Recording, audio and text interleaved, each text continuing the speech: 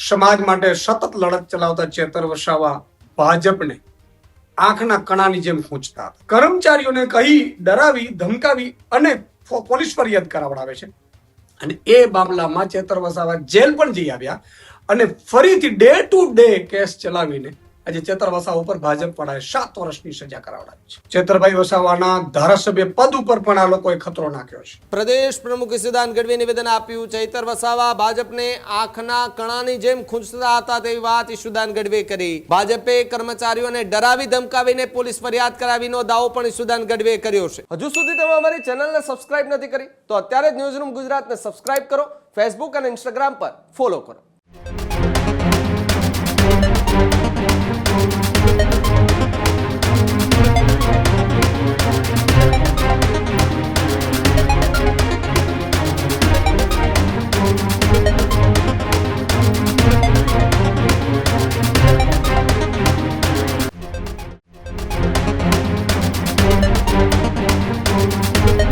ચૈતર વસાવાની સજાના કેસને લઈને હવે ઈશુદાન ગઢવી જે છે તે પણ મેદાને આવ્યા છે. ઈશુદાન ગઢવીની પ્રતિક્રિયા સામે આવી છે. આમ આદમી પાર્ટીના પ્રદેશ પ્રમુખ ઈશુદાન ગઢવીએ નિવેદન આપ્યું. ચૈતર વસાવા ભાજપને આંખના કણાની જેમ ખૂંચતા હતા તેવી વાત ઈશુદાન ગઢવીએ કરી.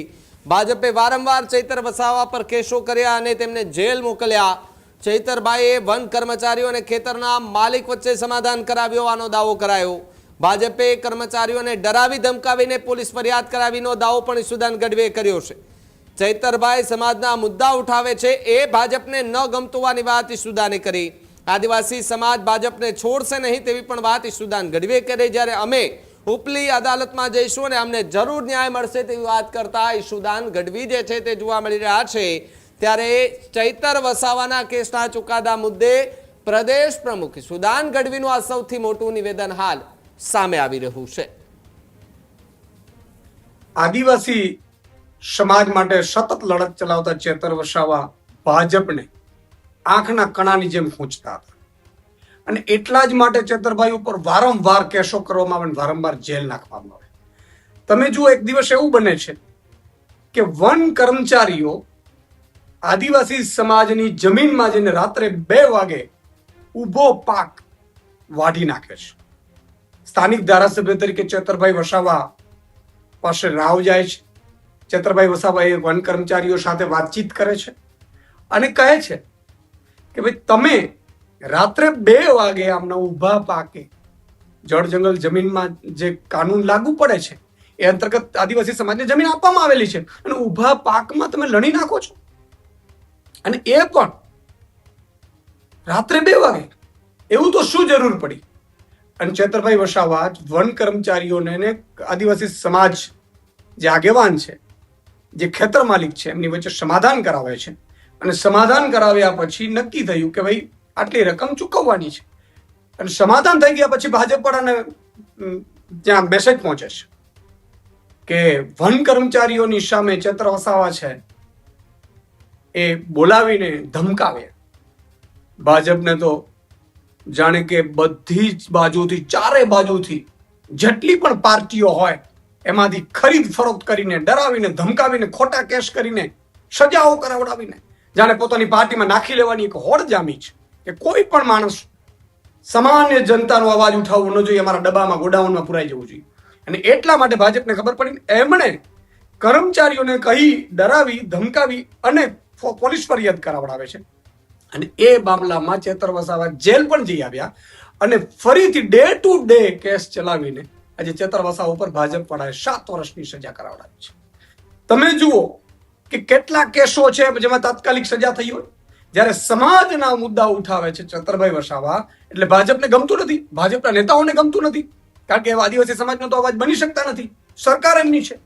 અને ચેતરભાઈ વસાવાને લોભ લાલચ પણ આપી કે આવી જાઓ ભાજપમાં, નહીં તો આમ કરી નાખીશું, તેમ કરીશું. આ પહેલા પણ કેટલાક બેક ઓપરેશન એમના સફળ પણ ગયા કે ખોટા કેસો હોય કે સજા પડવાની હોય, તમને સજા પડી જશે નહીં તો.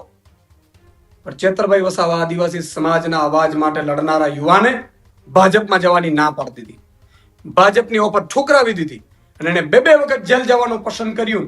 પરંતુ આખરે ભાજપે ચાલ ચલાવીને એમની સજા કરાવડાવી છે. આ સજા 7 વર્ષની થઈ છે. સ્વાભાવિકપણે ચેતરભાઈ વસાવાના ધારાસભ્ય પદ ઉપર પણ આ લોકોએ ખતરો નાખ્યો છે. પરંતુ આદિવાસી સમાજ આ ભાજપને છોડશે નહીં. આદિવાસી સમાજ આ ભાજપને ચેતરભાઈ વસાવા ઉપર જે અત્યાચાર કર્યો છે, અન્યાય કર્યો છે, એમને ડે ટુ ડે કેસ ચલાવડાવીને આજે ઉપલી અદાલતમાં અમે જશું, ન્યાય તો મળશે આજે નહીં તો કાલે. પરંતુ અત્યારે સમાજને ડરાવડાવીને, આદિવાસી સમાજના હીરોને ડરાવડાવીને જે ભાજપે ખેલ રચ્યો છે, એ મને લાગે છે કે આદિવાસી સમાજ અંબાજીથી ઉમરગામ સુધી માફ નહીં કરે. અને બીજું કાકા, ગુજરાતની જનતા છે ચેતરભાઈ વસાવા સાથે છે, એમના એક નાગરિક સાથે, એમના પૂરા પરિવારને, એમના સંબંધીઓને પણ જેલમાં નાખવડાવી દીધા 7 વર્ષની જેલની સજામાં. શું વાત છે!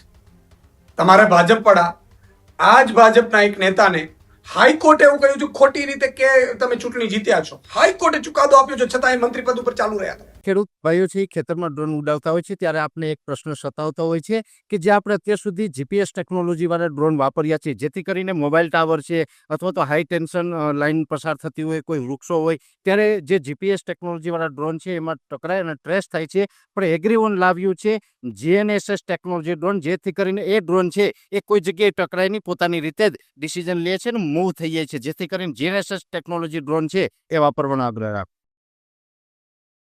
હજુ સુધી તમે અમારી ચેનલને સબસ્ક્રાઇબ નથી કરી તો અત્યારે જ ન્યૂઝરૂમ ગુજરાતને સબસ્ક્રાઇબ કરો, ફેસબુક અને ઇન્સ્ટાગ્રામ પર ફોલો કરો.